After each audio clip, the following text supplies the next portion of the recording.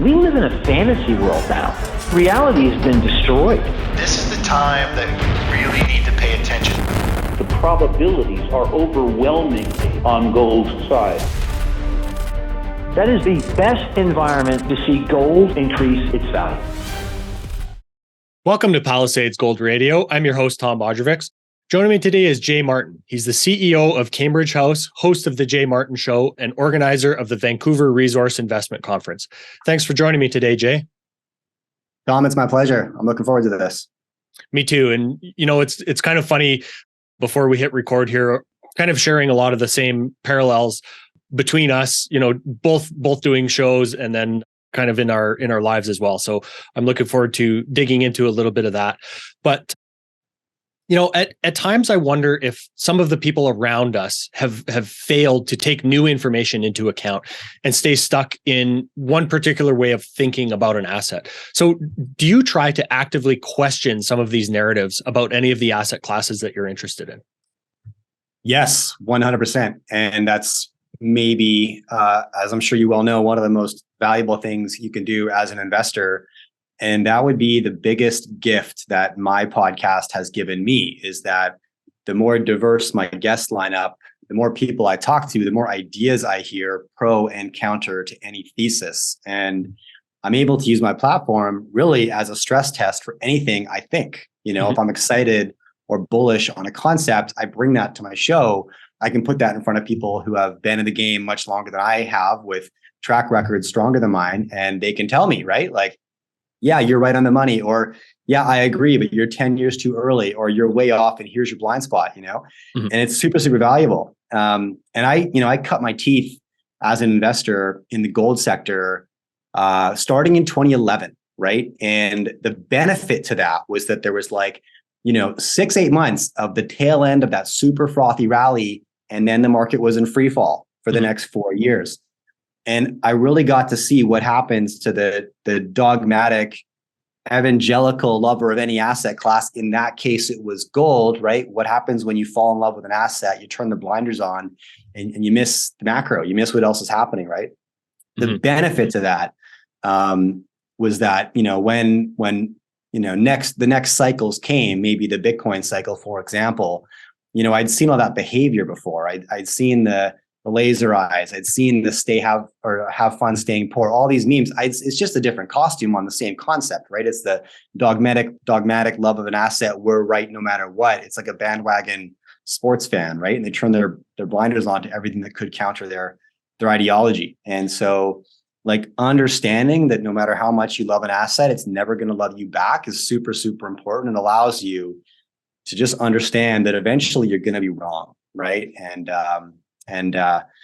Yeah, I mean, that's hyper critical. And so, yeah, I mean, it forces me to organize my portfolio in such a way that, like, whatever I have in the spec bucket, right, I've doubled down in the stable end of the barbell to make sure that I can afford to be wrong, right? Because I will be. Yeah, I think that's one of the most important things, is to try to divorce that emotion from whatever you end up really loving, whatever makes you feel like a genius at the time, right? And really starting to question at the time, maybe taking some profits, even though that's, you know, the worst thing in your mind at times, right? Yes. And a lesson that unfortunately I've had to learn again and again and again.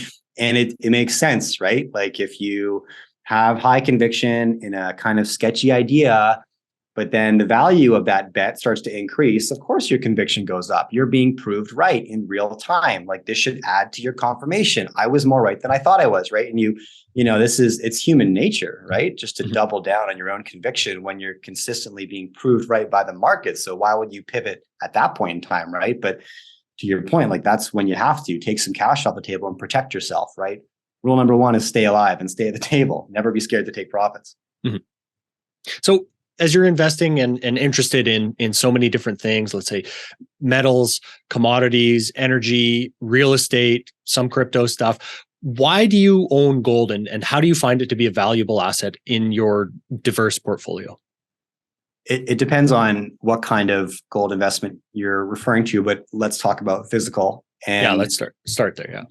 Yeah, the utility behind physical for me is real simple. It's a good night's sleep. That's what it does for me, and I don't know what the gold price is going to do ever, right? But I don't really care, because all we have to forecast, the future price of gold long term is the historical price of gold, or I should say value of gold, or utility of gold. And you can look through, you know, thousands of market cycles or hundreds of empires and see there's sort of one asset that's always been there, right? And that gives me enough peace of mind to keep a bunch in the treasury, right? Mm-hmm. And the amount of gold I need to hold to sleep well at night, to play in the spec market and be comfortable making high risk bets has changed over time, mainly as I've added kids to my life, right? I've got 3 kids.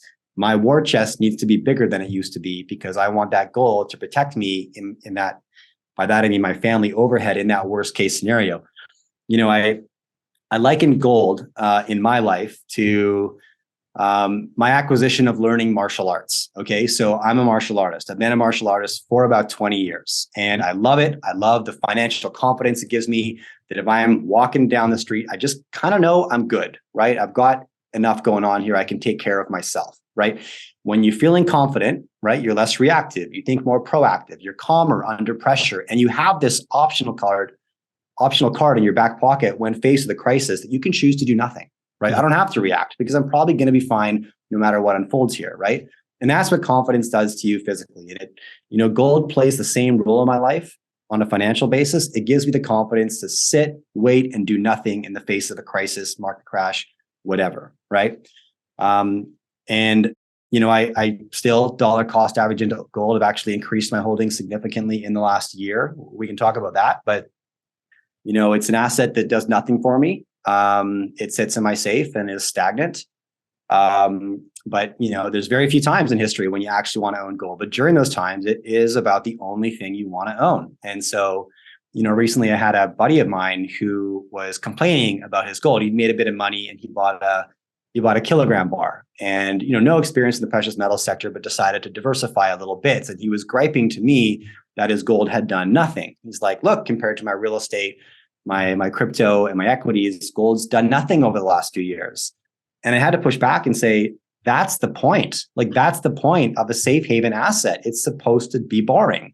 Mm-hmm. Imagine if it was volatile, right? Then what kind of protection does that give you, right? So understand the utility behind it, and that should inspire your why, right? Why you might acquire that asset. Mm-hmm. Yeah, and even let's say compare it to cash, like holding US dollars over the last year.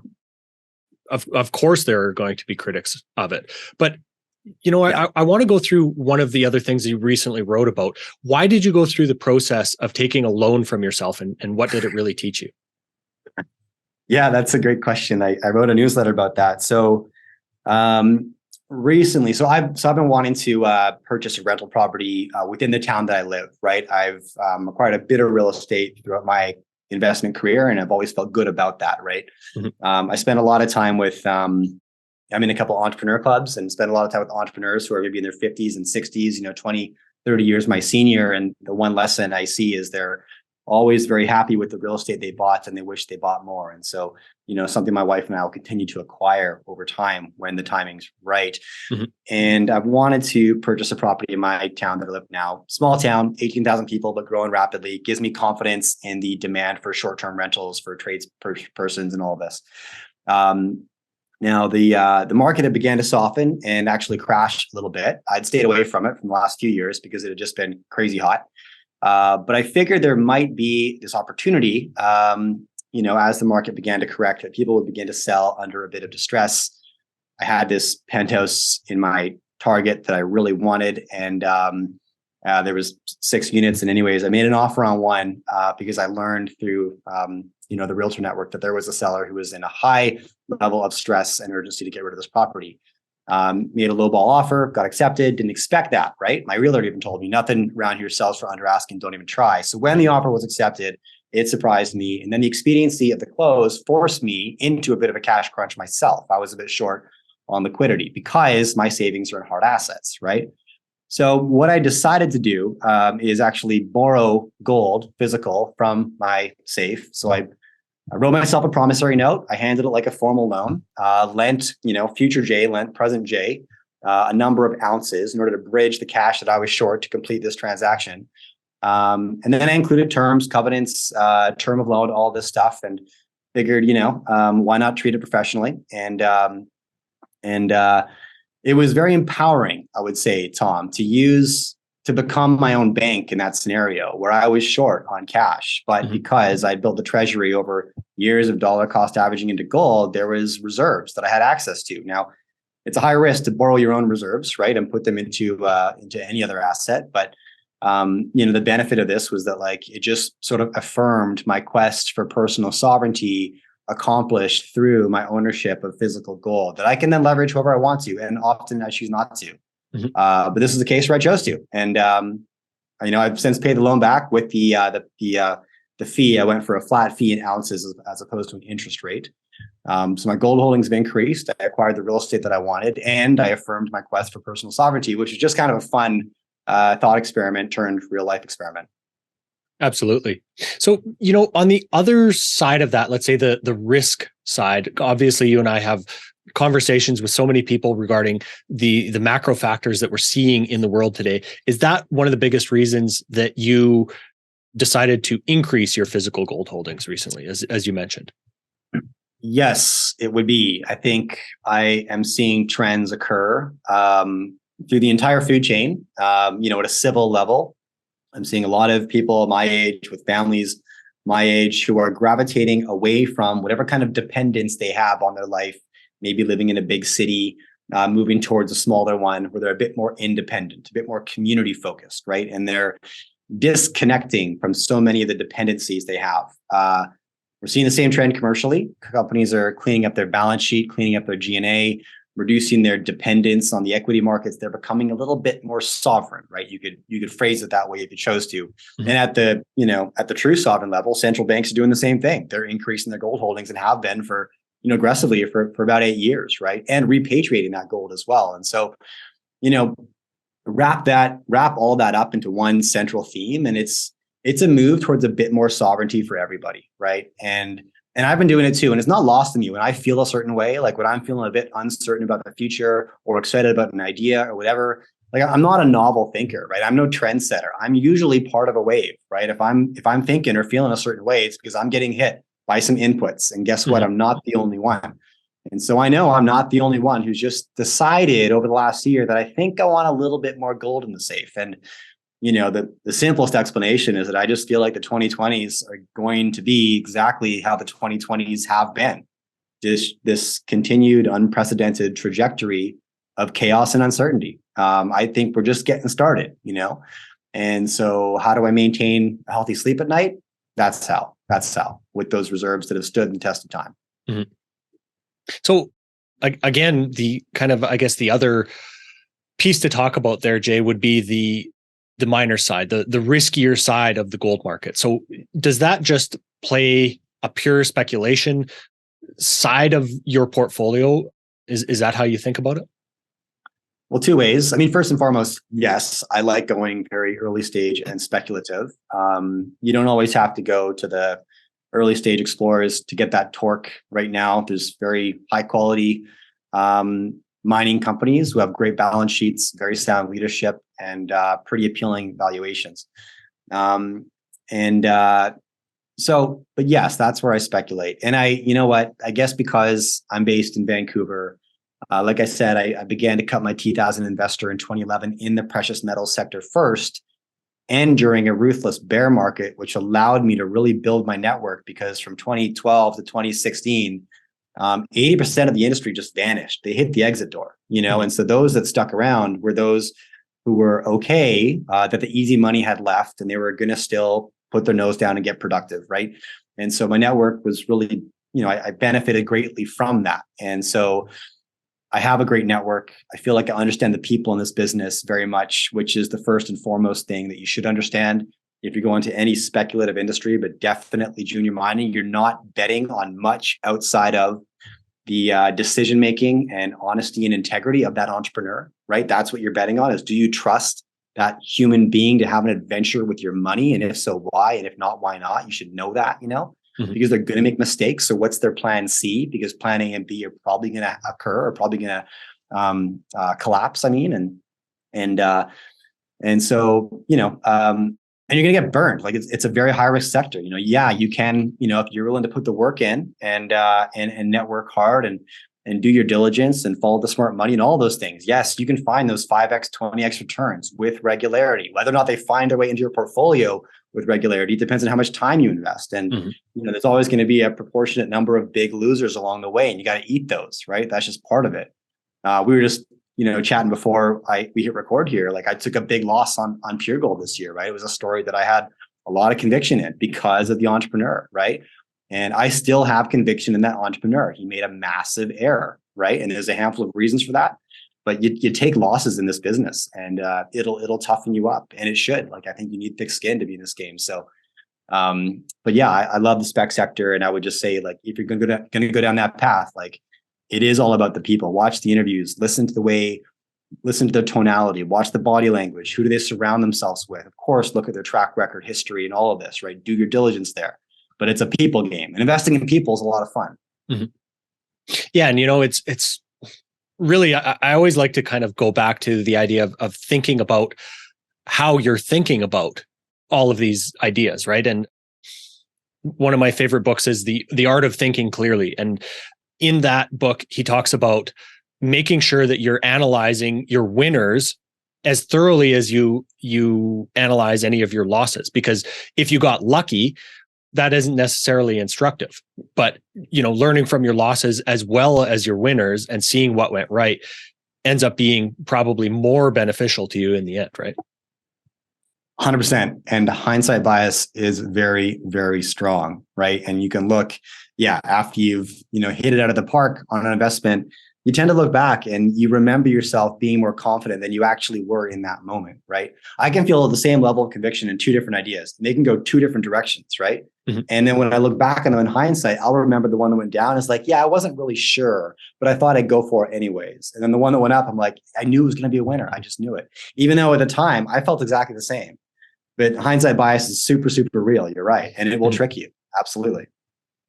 So Jay, it's interesting to be able to talk to another Canadian that's really looking at a lot of the same things that I am. So what are some of the, let's say, uniquely Canadian problems that you see on the horizon of possibilities that could affect investors in Canada?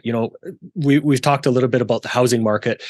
And obviously being kind of in Vancouver, that would be one of the, let's say, more overheated centers. So I'd like to get your thoughts on how you see, let's say, risk for Canadians in particular.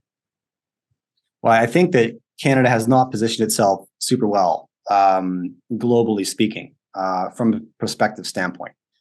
And I think that our leader has made headlines for all the wrong reasons, and he's deserved those headlines, in my opinion. It's no secret. If you're one of my viewers, I'm a big critic of our current prime minister. And I've sat down numerous times with our former prime minister, Stephen Harper, had him on the show and at my conference.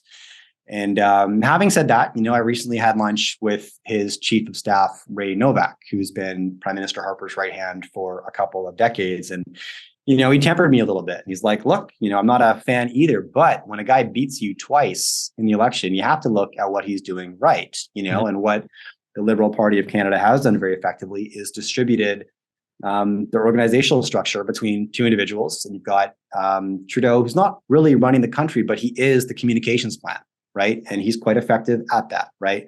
And then Chrystia Freeland, who is the one who reads policy and makes a lot of the decisions. And so, look, I think that there's a lot of frustration right now between the provinces of Canada and the federal leadership. And I think because largely, at a federal level, there's a lot of lip service and virtue signaling that doesn't have a ton of substance to it. And a great example is when very recently the Chancellor of Germany showed up in Canada to try to negotiate a natural gas deal with Prime Minister Trudeau for this winter because they're in some hot water. And although Canada has tons of natural gas, our Prime Minister told the Chancellor, I'm sorry, I can't make a sound business case to set up a natural gas agreement. I can, however, offer hydrogen power, which is the only problem is we don't have any.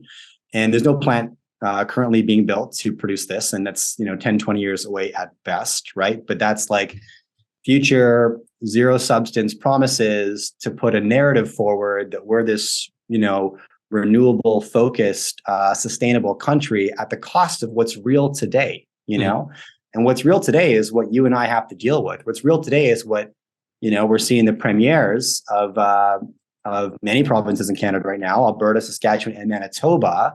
And for our American viewers, those are kind of the provinces in the center of the country, the prairie provinces, right, that are very rich in energy reserves, very similar to Texas. And they're quite fed up with their abundance of wealth held in the ground that they're unable to get to the market because, for the most part, they're landlocked provinces and they're obstructed by the federal government's decision to not support policy or regulation that gets our resources to the global market. Mm-hmm. And I'm quite enthusiastic about the Premier of Alberta and her recent Alberta Sovereignty Act, which is built to just disconnect the sovereignty of Alberta from the federal government's decision-making process a little bit, right? Saskatchewan's on the same boat, the province just to the east with the Saskatchewan First Act, and the province next to the east, which is Manitoba, is now in conversation as well. And what they're talking about is how can we do the work that the federal government is supposed to be doing for Canadians, which is take the product that we have now, get it to the market that wants it now so that we can grow our economy now, right? And I feel there's a bit of a battle coming in Canada on the back of this movement. People think of Canada, international crowds visit Canada. They often go to Vancouver or Toronto, or Ottawa or Quebec. They don't think about Alberta, Saskatchewan, and Manitoba, right? But this is in large way the breadbasket of the country. They have the resources that the world wants. And so I'm very curious to see if this coalition forms in any kind of proper manner and adds pressure to our federal decision makers. I think it will, and I'm excited to watch this story develop. Mm-hmm. And as you wrote in that article, that we're really terrible at predicting the future. And I really like how you put that, is that sacrificing now for this virtue signaling of a target like 2050 and hitting this carbon neutral goal with the aid of this hydrogen technology, it really, trying to understand how we get there really doesn't change the perspective for today. But yet we're really thinking about tomorrow and disregarding what's happening today, right? Absolutely. Absolutely. And anybody can make a promise, right, for 2050. Mm-hmm. I could promise to pay my taxes in 2050. I mean, it's so ridiculous. We're terrible at projecting that long term. I mean, look at just the last 10 years, all of the biggest events that have shaped our life were black swan. We didn't see them coming. They were they were not predicted, right? I mean, that's the nature of history, right? History is defined by events we did not see coming. When we know something's coming, we prepare for it. It doesn't impact us that much.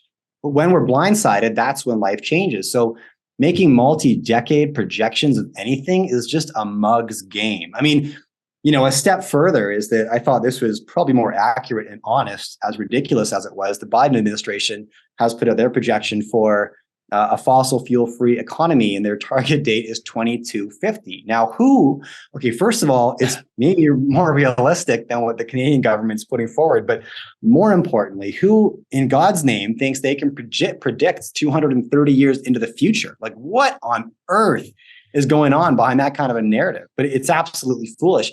However, if all you're trying to do is sell a narrative, right, and score some easy moral virtue points, which is largely behind most of that, I believe, right? It's like, it's really easy to just point the finger and say, good and bad. And I'm on the good team, right? You guys over there, by the way, you got to clean up your act, right? Mm-hmm. But, the renewable energy concept, I am very in favor of, right? I've got 3 young kids. I live in a small town surrounded by beautiful wilderness, healthy wildlife populations, and I've spent most of my life in places like that. And I do feel more connected to the natural world than I think the average person. And I definitely understand what we stand to lose if we don't protect our environment. But that's separate from a lot of the garbage that's within the renewable energy concept, mainly the word renewable for energies that require technology, that are dependent on minerals that have to be mined at extraordinary scale to actually make an impact. And I just can't expect that the same voices who are finger pointing at the fossil fuel sector and saying we need to shut that down in favor of solar and wind, that they're then going to pivot and then say, oh, and we need to permit every single mine application right now globally in order to get the minerals so we can build these batteries and these technologies. Like that pivot's not, it's easy to think to the first step, but like, I'm only at step 2 and it doesn't make sense anymore, right? So like walk down this path a bit further and, you walk into the logic arguments right away. Mm-hmm. Well, and as you wrote in another one of your recent articles, how do you have an economy without fossil fuels? And that points out that failure of logic, because even in 2030, how are we going to have an economy that doesn't use concrete, doesn't use steel, doesn't use plastic? Somehow we're just mad, like we're going to consume magic and heat our homes with magic. I don't understand how that is supposed to work, right? I'm with you. Yeah, exactly. And yes, from one barrel of oil, there's about 6,000 products that come out, and only about 30% of which are combustible. So that silo focus on fossil fuels equals emissions. Again, it's misleading and grossly incorrect. Mm-hmm. And it's very important to point that stuff out. And like I said, I'm very bullish on humans' ability to become more efficient. And I think we're going to not only continue to develop true renewable energy sources, we're also going to make the internal combustion engine more efficient in the future and improve our ability to absorb greenhouse gases. We will do these things, right? But I like to ground myself in the tactical realities of the issues as best I can. And man, I got tons of blind spots. I don't know what's going to happen next. Mm-hmm. But at least do the easy work, right? To see, is this even valid and possible? And if it's not, can we just move on to the next thing, right? And get real here for a second. Mm-hmm. And that's what, and I get it. Politicians will rarely do that, but definitely our federal leader does not. Well, like you said, we like scoring easy talking points that make people feel good, but when you think through them, really seems to fall apart quite quickly. But kind of on that theme, we're both quite focused on the energy crisis that Europe, let's say in the short term, and many other parts of the world in the longer term are going to experience here. So is there something that in that thesis that everyone could be getting wrong? Well, I think sure. And I could be proved wrong tomorrow, I suppose. But, the consensus seemed to be up until very recently, and it's December 6th today for context, that what was going to happen this winter from very smart analysts with great track records, that was that the major countries in Western Europe were going to be faced with a decision this winter. They were either going to have to turn a blind eye to the war in Ukraine and align with Russia to access the gas and oil that they were going to need to heat their homes this winter, right? Projections were that was going to occur mainly in a country like Germany, right? They're going to have to choose between heating their homes or taking a moral stance, but they weren't going to be able to have both. Mm-hmm. And, whether a combination of a milder winter so far, it's early days, maybe because the reserves in Germany were able to be supplied a bit higher than everybody thought they would be. I think it comes down to just mental toughness of a people. I think that when you hold a card like energy as leverage over a population like Germany, for example, you're focusing the population's attention on one enemy. And when that occurs, you usually end up with unity. That's what most frequently occurs. I mean, think about, here's a other example when Germany was blitzing the city of London, right? The intention there was not to destroy the utility and function within the city. It was to destroy the morale of the population for them to pressure Churchill to then concede defeat to Germany. They were looking for a moral victory, and they got the opposite, right? They got the population of London to band together because they were focused on one enemy, and they put up with a lot, and it's amazing reading the journals and diaries of London citizens, through that time who maintained some semblance of their normal routine, skipping and carrying bikes over rubble on their way to work in the morning, going to nightclubs at night. They maintained I wouldn't say a normal life, but they maintained as close to one as they could, right? Mm-hmm. People are tough. People are durable, and that was my one objection when a lot of the smartest people I was listening to in the fall were saying, there's no way Germany gets through the winter without realigning their allegiance. And, I mean, I'm not going to say I know what's going to happen, but if there was one opposition point, that was it. It was that people are a lot tougher than we give them credit. And I believe that's a bigger contributing factor to the sovereignty of Germany today than maybe we talk about. But yeah, that's one thing. And I don't think that the cards have nearly fallen here as well. I recently got into a debate with a buddy of mine. He said, what's the likelihood that that Western Europe breaks up and finds new alliances this winter? And I just said, I don't think this winter's the question, right? I think we're looking at like a 3 to 5 year story here, right? And it's going to be very hard to determine how that shakes out at the end of it. I mean, without question, we're entering a new era of distrust, right? My whole life, we've had sort of fragile trusts, right? Cheap labor from China, cheap energy from Russia, cash from the US, and everything kind of works, right?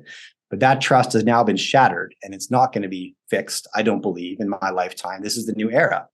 And it's going to lead to all kinds of shifts in trade and political alliances and all of this. But, too early, I would say, to predict how that shakes out over the next decade. I expect volatility. Yeah, and it's actually kind of funny. I was smiling as you were mentioning the London Blitz example, because that was the first thing that came to my mind as well. And it was actually interesting to see there were a bunch of psychologists at that time as well that thought that suicide rates and depression were going to go way up, and it actually had the opposite effect. So, to your point, what people could be missing is literally it could have the exact opposite reaction, and unifying the country could definitely be a major outcome of that. I agree. But in that realm as well, what would be the outcome of any of the major economies in the EU, really defaulting or collapsing in easy terms? What would the outcome of one of those countries having that energy stress and inevitably collapsing, what would that effect have on the rest of the world? Oh, I tend to think it would be relatively inflationary, right? You look at a country like Germany, let's say the worst case scenario did happen and we ended up with a very, very cold winter. Let's say they weren't able to replenish their reserves as much as they needed to, yet they decided to take a hard stance against Russia. And so they were left with skyrocketing energy prices, which then led to absolute industry failure. And we had to delete Germany from the world economy for the time being. I think as a general consequence, we would see increased inflation globally. And then obviously in such a centralized continent and an interdependent world, right, there's always contagion, right? Nothing happens in isolation. And so it's like, okay, what happens next? And that would probably exacerbate the problem until eventually you've got some major powerhouses in Western Europe or throughout Europe that have been, deleted from the global economy for the time being. And the result of that, I believe, would have to be incredibly inflationary. And why is that? Like, let's say, through which mechanism would that be inflationary for the rest of the world? Is it because of, the idea that the central governments are so used to printing the difference to get themselves out of trouble? Is it because of, just trying to pay higher and higher prices, whatever's necessary for the energy? Through which mechanism would it be inflationary for everyone else? I guess the way I think about it would just be the elimination of the utility of the country's economic contribution. So whether that's the supply chain contributions, their manufacturing contributions, but exiting that is going to increase costs for anybody who's currently working in coalition with Germany.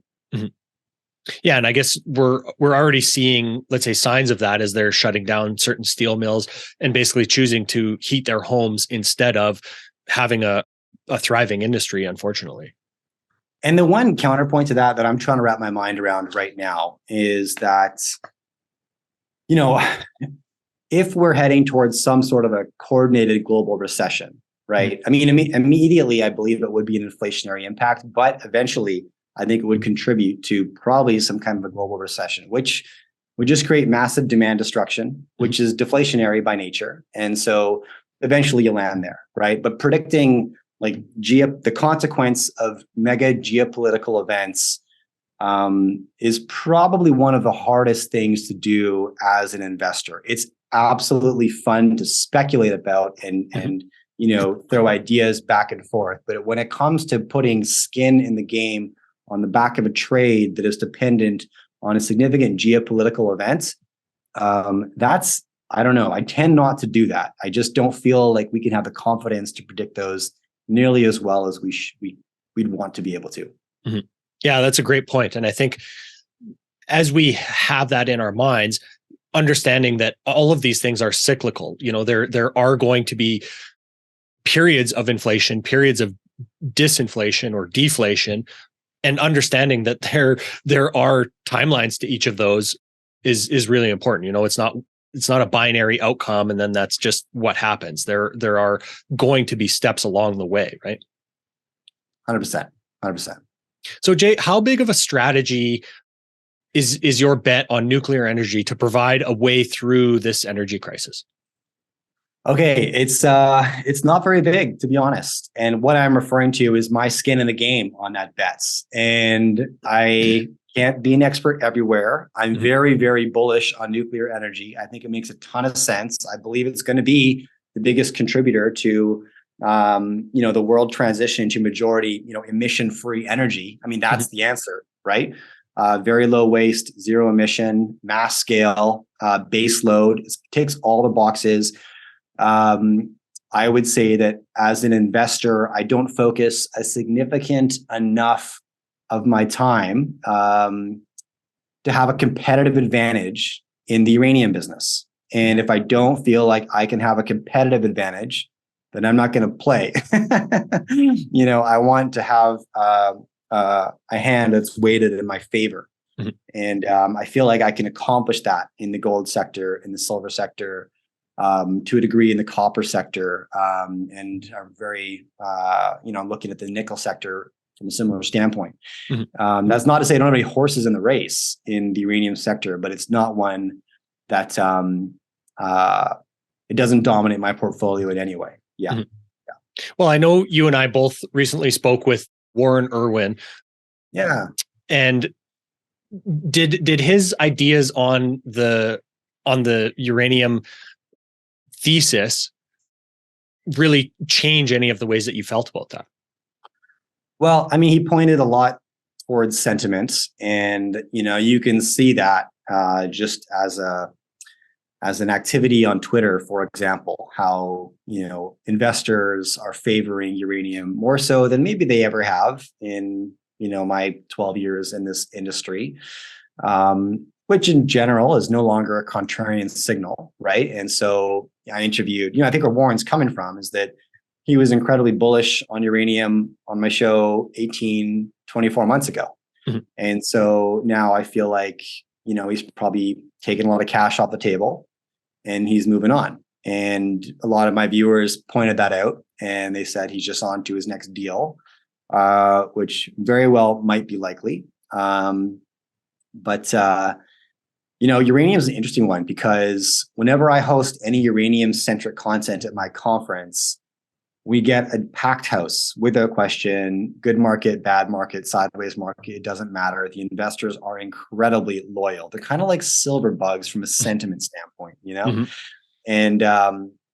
And so, that adds some things, right? It makes the bear markets a little bit deeper and the bull markets a little bit hotter because there's a lot more emotion going into those. But yeah, I think Warren, just from his standpoint, he's probably taking cash off the table, put it in his back pocket, and he's looking for the next trade. I think that's where his head's at. Mm-hmm. Yeah, I don't think that tempering of enthusiasm is ever going to be a bad thing. Again, just kind of trying to divorce that emotion out of that particular space. And you mentioned all of these other commodities, and I'd like to get your thoughts on how you see maybe a general commodities boom or super cycle in part due to the lack of, let's say, capex for so long in most of the energy, metals, and mining space. Yeah, so I feel like we're secularly overdue for a commodities run. I'm not chomping at the bit thinking this is going to take off right now because I have, I suppose, just enough concerns about near-term pain in the global economy, which will deflate commodity prices. It will probably be good for gold. And so in the near term, and for me, near term is maybe 1 to 2 years, I'm very bullish on gold.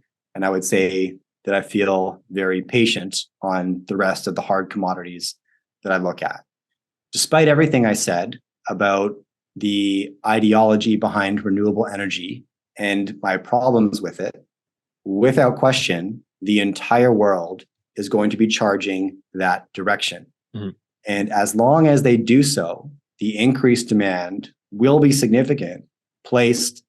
And I tend, when I'm looking at energy metals, I tend to stay away from maybe what I consider to be the higher risk metals like cobalt, for example. It was a metal that was necessary, right, to produce the batteries we thought we were going to need. But then it turns out cobalt is incredibly hard to get, and most of it comes from the Congo. And countries have a huge issue with those practices. But as a consequence, it's to a large degree just been engineered out of the battery technology. And that's the risk with any kind of new tech. It can pivot, right? And largely industry has pivoted away from cobalt.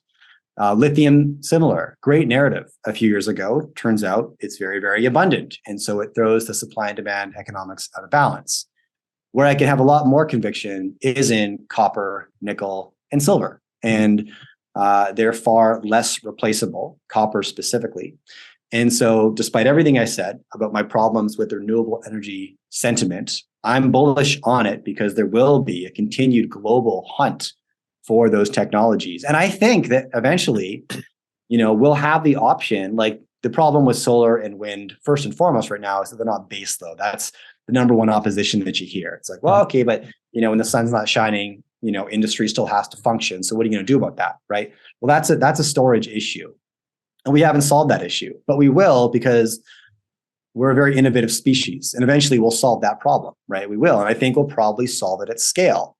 What that looks like, though, I got no idea. And I don't think that's going to happen in the next 10 years, right? That's a long story, one that I think eventually will come true. But in the meantime, like I said, the whole world's hunting that down. And so that will continue to apply pressure to the search for copper, nickel, and silver. And so that makes me quite bullish on them. But I'm not, I think it's important for me to qualify that I'm not a trader, Tom, and I never have been. And when I'm taking a position, it's not a 1-year outlook, right? I'm patient. I keep my cash flow and income strong enough to live, and the money I put in the market, speculative or otherwise, it's always a long play.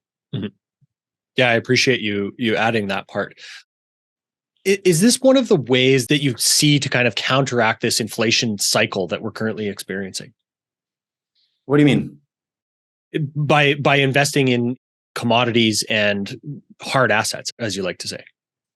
Like to protect myself from inflation? Mm-hmm. Yeah, I think that, gold's proven that time and time again.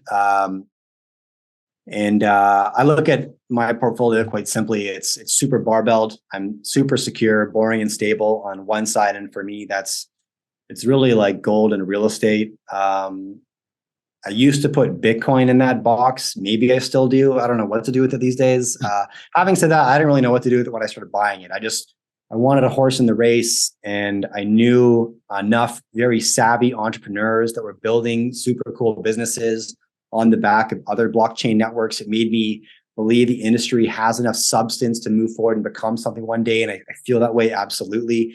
I'm actually, your audience is probably going to skewer me for this, but I'm more bullish on crypto today than I've maybe ever been. And that comes with a caveat that you might be in for 3 to 4 years of absolute pain here. Mm-hmm. But, I'm a precious metals investor. Like crashes like we're seeing today in the crypto space, in the precious metals business, we just call that Tuesday. Like it happens, you know what I mean? Mm-hmm. And I think that, that's built some toughness. And, I came out on top in the precious metal sector in 2016 because I stayed in the burning building, not knowing any better. And when everybody was running for the exits, and, that allowed me to really build my network there, set up amazing deal flows. So when the industry did turn, I was positioned better than I thought I could be. And I think there's going to be that opportunity for people in the crypto sector over the next couple of years. Anyway, I used to put Bitcoin in the safe haven bucket. It doesn't matter where you put it, but really it's gold, real estate, and that's how I protect myself. I just feel like I don't know what the macro trend is going to do next, right? I don't think we're heading towards hyperinflation. I don't see it. I think there's a lot of very deflationary forces at play here, most being innovative driven, right? Mm-hmm. Any aspect of my life that's been disrupted by new technology has become deflationary, right? And the most basic example is my acquisition of media, right? I used to be in these CD clubs paying, or just hit the HMV and pay $10 a CD. And, it's a silly example, but like it's a very glaring one of what happens when tech disrupts a sector. The price hits the ground floor. And that will continue to happen for manufacturing, I think, broad sector, and eventually to energy as well. But to predict the timing of that, near impossible. And I don't try. And so, if I've got my stable side of the barbell built out, the war chest is strong enough that I feel like I can weather a storm with hard assets, then I don't sweat so much what the near-term macro is going to do to me, whether it's inflationary or deflationary. It's like, I'll do my own thing here. I feel relatively sovereign and protected, and do your worst, but I'm ready for a fight. Mm-hmm. Yeah. And I mean, I love that idea of not necessarily being married or being a zealot or a prophet for Bitcoin, but just saying, it might play a role at some point, and I'd rather have some exposure and not necessarily think it's going to solve every problem, right? Agreed. Yeah. So how do you break apart inflation? It seems like we're seeing really an easing of discretionary item price acceleration, but do you think that we will see that trend carry over to this more necessity item inflation, like energy? Yeah. So you're asking, do I expect inflation in the essential items to come down, like we've seen it come down in the discretionary items? Yeah, and just get your thoughts on how you really, let's say, break apart the idea of inflation, if you do. Sure. Yeah. Well, I would say that, again, I hesitate to predict, what I think will occur, but what I'm maybe paying attention to right now would be that I felt like, due to this shattering of trust in the global system that we touched on earlier, we were going to enter a new period that was going to require more deglobalization and repatriating industries home, which is going to increase costs and lead to a higher level of based expense when it comes to our essentials, right? We'd seen like pretty heavy discretionary inflation over the last couple of years and things like, tech products and used automobiles and all of this stuff.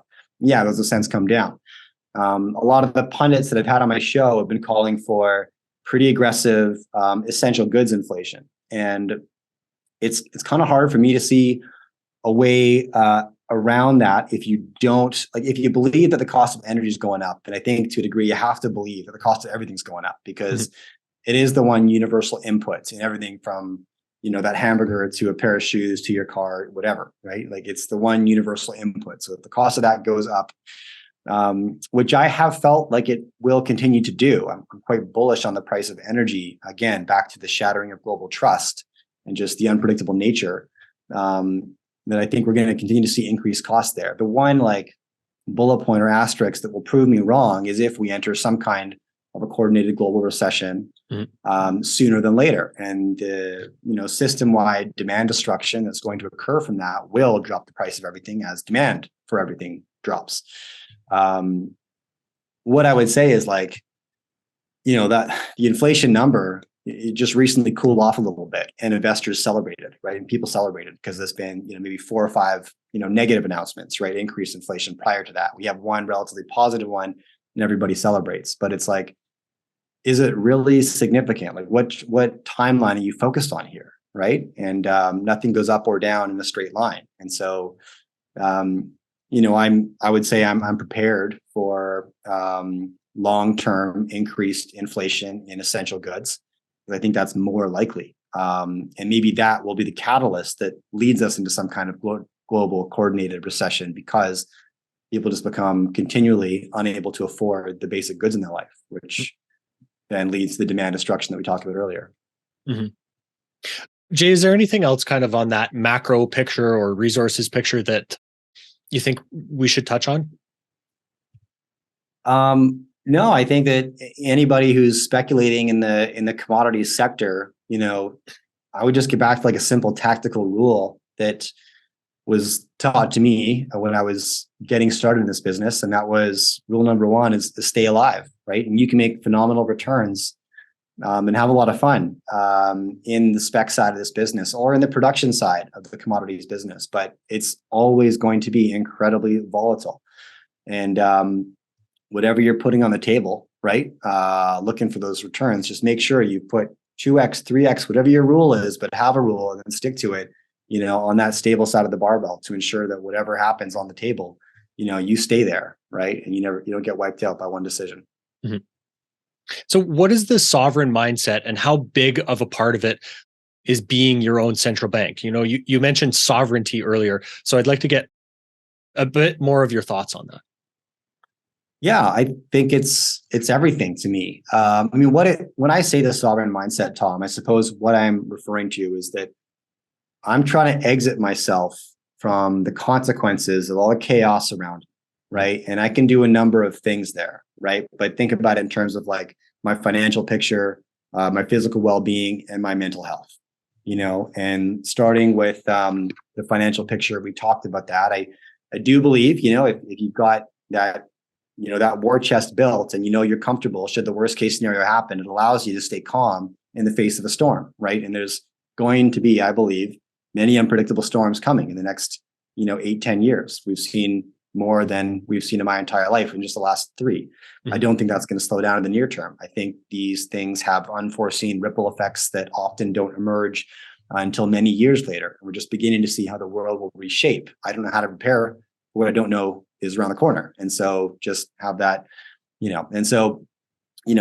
what financial sovereignty does for me there is like, we just spent the last 50 minutes talking about inflation versus deflation. And I feel like I don't really have an opinion, but that's intentional. Mm-hmm. It's like, I don't want to really lean into either one or the other because I don't have a clue. And guess what? David Rosenberg and Luke Groman, and they don't either, right? They're doing good work and putting together great forecasts. And I listen to all of them dutifully, but they don't know. They don't. And that's not a slight against them. They don't know because it's impossible, right? That's the reality. And so, separating myself from those narratives by having, a very durable and in lots of ways, an anti-fragile war chest protects me from whatever chaos occurs. The physical sovereignty, again, it's like just making sure that I'm making my own decisions in terms of protecting my health, right? And whether that means like being a martial artist and just having some kind of a meat-headed outlook on life, and it is what it is. But getting back to basics with our diet, like it's emancipating myself from the complexity of the world and getting things back to basics, right? Gold is as basic as it gets. Land is as basic as it gets. You look at my fridge and my pantry, you'll see the same thing. Mm-hmm. Plants and animals. There's no processed packaged garbage. It's just simplicity because I can rely on simplicity. And, mental sovereignty to me just means like, the ability to, again, emancipate myself from the left, right, chaos of the world. And I'm on Twitter. So how do I stay immune to all the mind viruses that are thrown back and forth every day, right? It's like a bit of meditation and a bit of critical thoughts and listening to each side of every argument, even the ones that massively offend me, and try to give them the time of day. And that adds to my conviction that I don't have a clue what's really going on, right? It's very hard to sift through the noise of the world, and it's impossible to know what truth is, for example. I believe that, right? Tell me I'm wrong, but like, that's my personal opinion. And so, all of that collectively just means stepping back from the chaos that I can't control and knowing that my house is in order, right? And no matter what happens on my street, I'll be all right in my house, and we can build from here. And that's what sovereignty means to me. Excellent. Love it. I can't tell you you're wrong because you and I share that mindset 100%. What is the necessity of risk-taking and risk tolerance in your life? Well, for me, it's very important because I will seek out risk, healthy or otherwise. And so, finding ways to explore that, I guess, service that sense of adventure, right? Which is really at the core of a speculator, right? You're looking for an adventure. You're looking for some excitement. Mm-hmm. And if you put that to productive use, you're looking for asymmetric bets that may pay you well, right? And sometimes they don't. But I think it's an activity that I carry forward outside of the markets as well. And I carry it into my writing. I love trying to provoke my audience, right? It's fun. And I know that my best letters are written when I'm really, really nervous to hit the send button.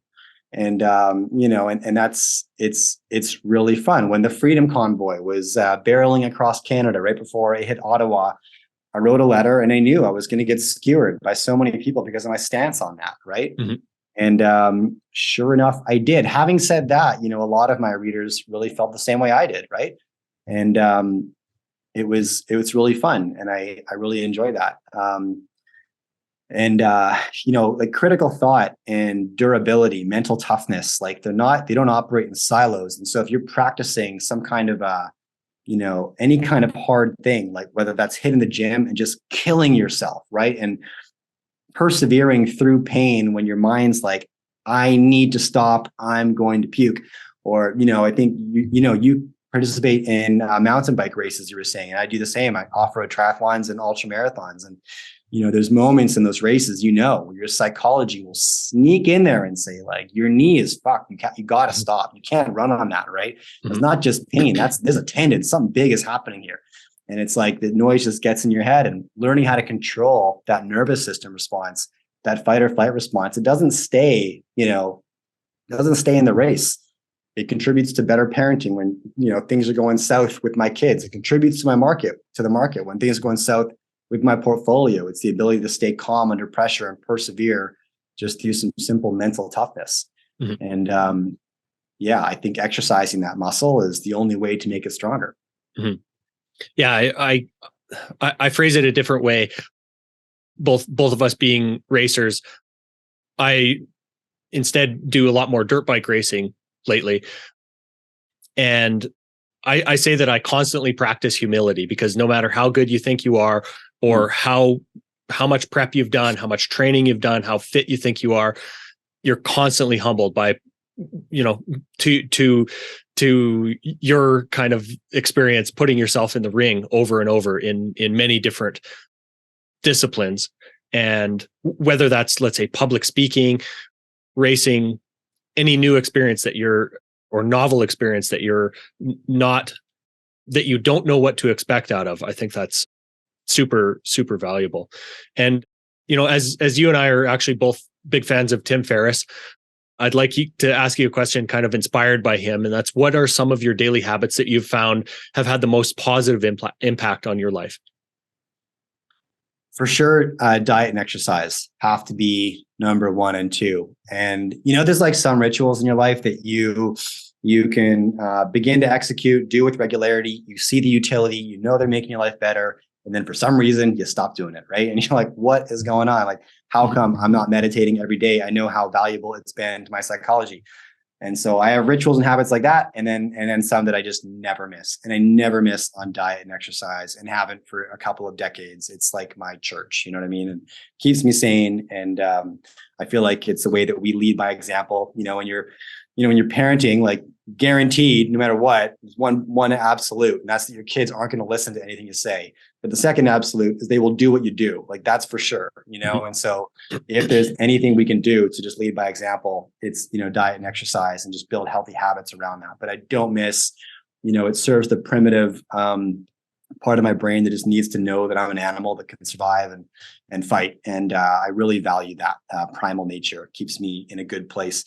And then I do a ton of cold therapy, man. I'm in a cold shower every single morning.